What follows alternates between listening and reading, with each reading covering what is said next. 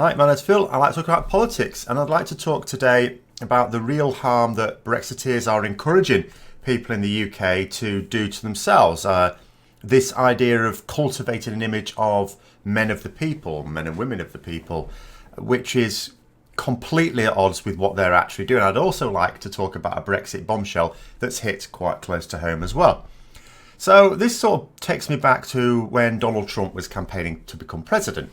He kept saying things like how he wanted to help working Americans in much the same way that Nigel Farage claims that he wants to help British workers in this country.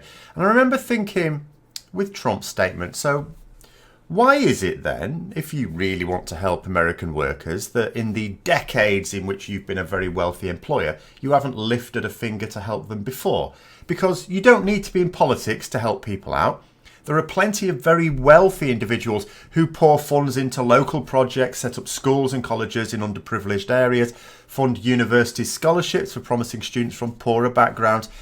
Last week I was reading the news that Julian Richer, ironic name there, the owner of a music company, was stepping back and leaving a 60% stake of his business to his employees.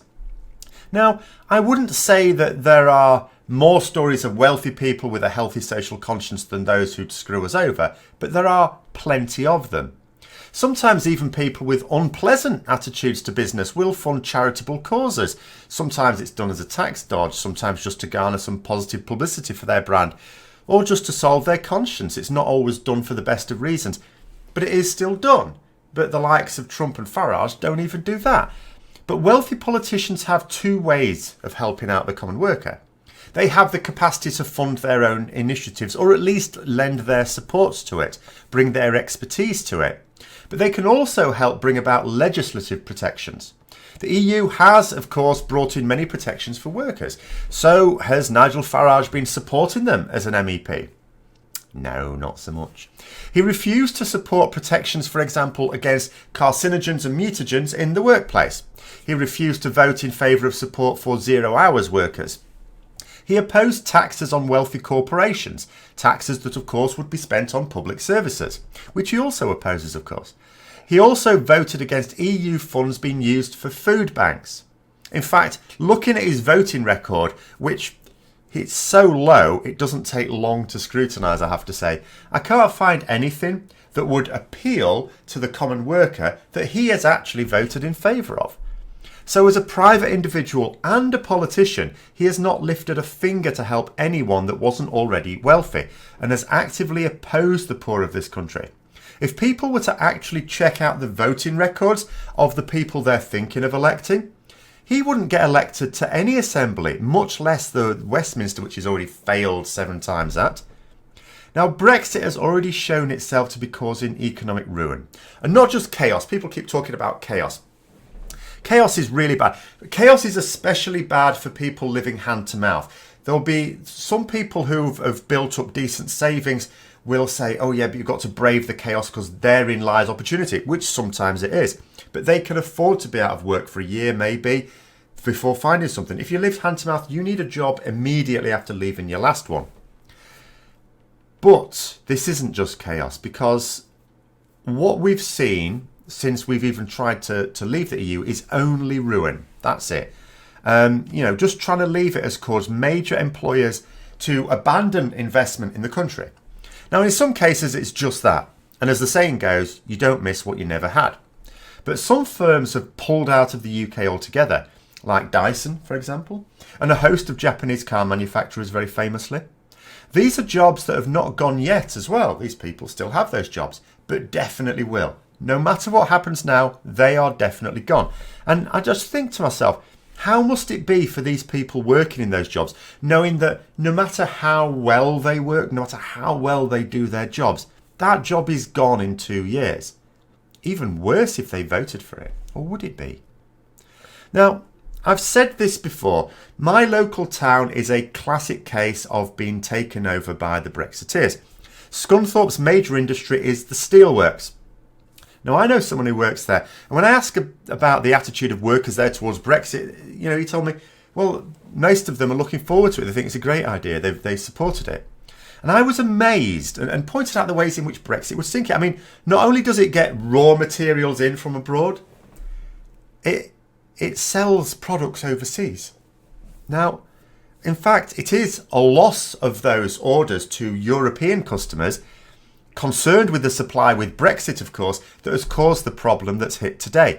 The news of imminent collapse of this steelworks has been described as being coming out of the blue. I was watching an interview with someone from the union, Unite.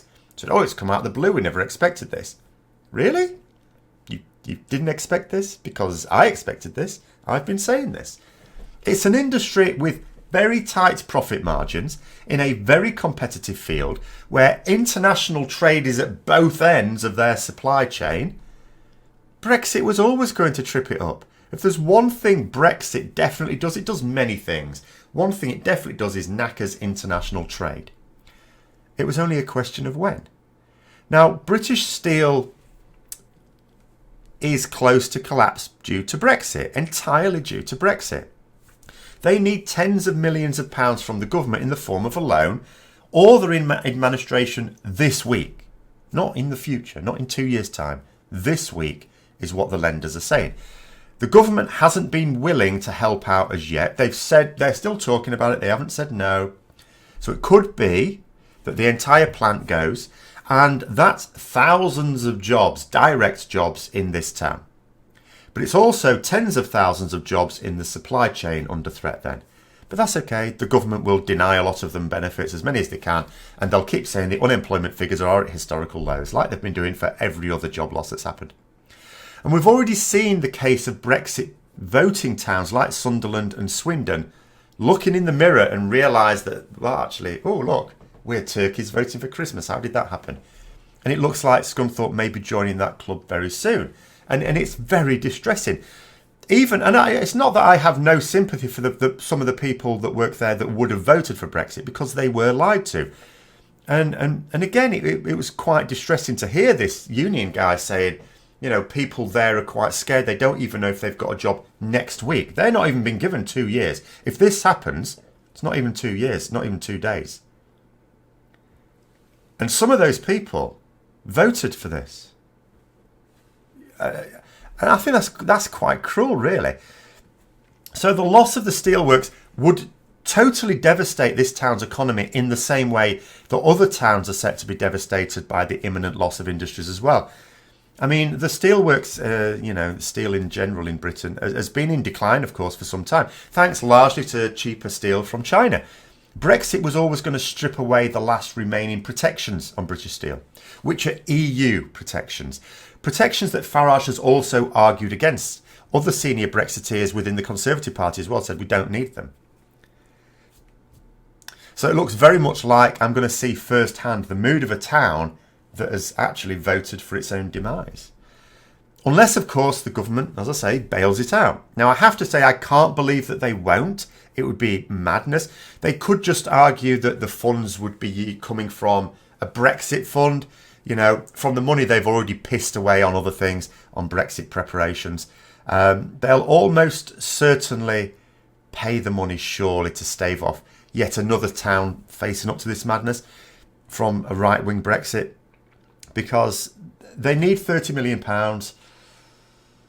I mean, are they really going to, for the sake of that, say goodbye to 25,000 jobs in one fell swoop? You know, I really can't see it.